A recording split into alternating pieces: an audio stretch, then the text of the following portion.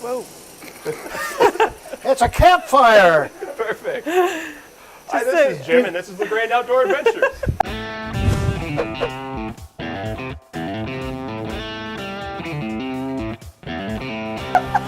This is our second stove-focused episode.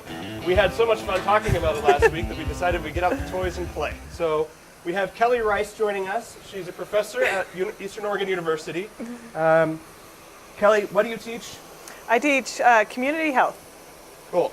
So, Kelly is also a really awesome and amazing outdoors person. Kelly, what's the last thing that you did? What's the last trip you went on? I hiked up to Hoffer Lake today. Cool. Okay, Yeah. great. Was there snow? There was yes. snow. There was snow? Yeah, it was good. good for you. Stayed All right. cold. It was There good. we go. There Yeah. we go. So we are timing our individual stoves here to see how long it takes to boil just about a half a liter of water. We've got 4 very different setups, and I can go ahead and introduce mine first. This is just a Pocket Rocket, which is just a standard butane stove. It fits into a very you're boiling. small... And the jet boil wins! Okay, there we go. So, yeah, the jet boil killed it, which is supposed to be the case, I guess. So, anyway, yeah, standard butane stove. This is just an enamel cup sitting on top of it. It still isn't boiling anything. I think I could turn it up more if I wanted to. But it's going to get going probably before these two, I think. So the jet boil got going the most quickly because it's basically just this same stove, but with a canister settled on top of it and kind of like a ring of wind protection around it as well. So it's meant to be the most efficient of any of these at boiling water quickly and easily. Also, that little canister fits inside of the deal. It's kind of cool. It's self-contained. You're boiling. I'm boiling. Oh, 2. Thanks, guys. Where would I be without you? Okay, Kelly is working with the Whisper Light here. Kelly, tell us everything you know about the Whisper Light. The Whisper Light is great because you do not have to have these pre-filled canisters with the pressure, so you can fill this one up so it's reusable. You can use it over and over and over again. You can repair it in the field. There's lots of different parts to it that comes with a repair kit, so if something breaks down, you're not just completely without any of the stove. It's nice. You can compact it down, and it squishes down pretty well. Fits in the backpack, and it's also adjustable with the amount of heat that it's getting or distributing through the stove. So if you want a lower boil to cook things a little bit slower, you can do that. Whereas these are a little bit full on, a little bit more. And yeah, it's kind of a workhorse. It just never quits. They're amazing, and they just go and go and go. I always think of them kind of as like the cast iron pan of stoves. That's like, that's a great way to put and it. They always work. Absolutely. What do you think the trade-offs? What would you say they are? They're kind of they're not as enclosed as say this one with the direct pressure, so that you have to prime it before it gets going, and then that usually comes with a tin that goes around to protect it from the wind, because it can kind of be a pain to get going once in a while, if you don't really know what you're doing. So yeah. Okay. I'm boiling. All right, there we go. I think you're about 5 minutes All maybe, right. which is pretty darn good. Eric, what's going on with your? All right. Tell us all about it. As the got old guy, lukewarm as the old bathwater. guy in this group, I'm not in the hurry that you folks are.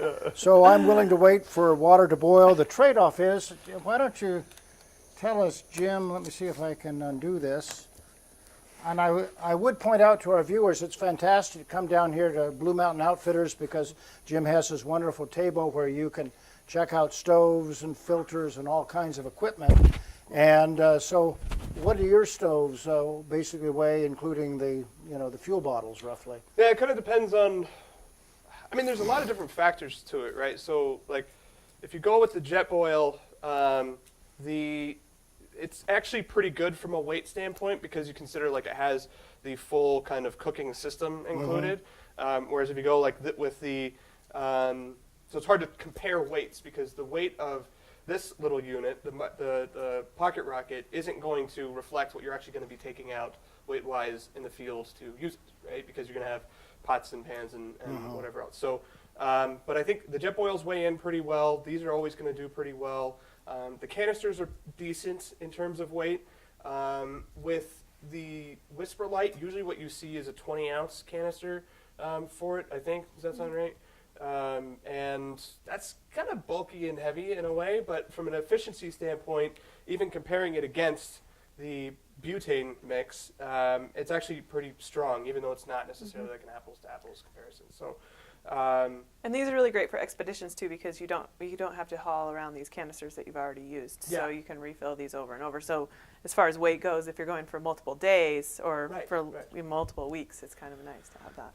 and that's the thing, it's you also can't travel with those, right? And they don't have them in Nepal or whatever. We talked about that on our last show. So,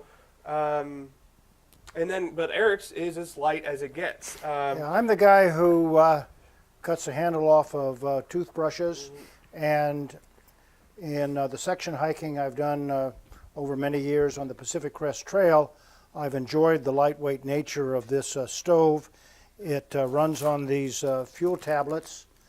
The little prop for the stove and the tablet probably is about 2 ounces. So obviously you save a lot of weight. The trade-off, of course, is that I got a few bubbles now. Hey, that's not bad. Yeah. So hey, it's about ready to boil. But it's taken ready. quite a bit longer Ready to than what Kelly and Jim have presented. But as I say, it is lightweight. Depends what your time schedule is. There are no moving parts.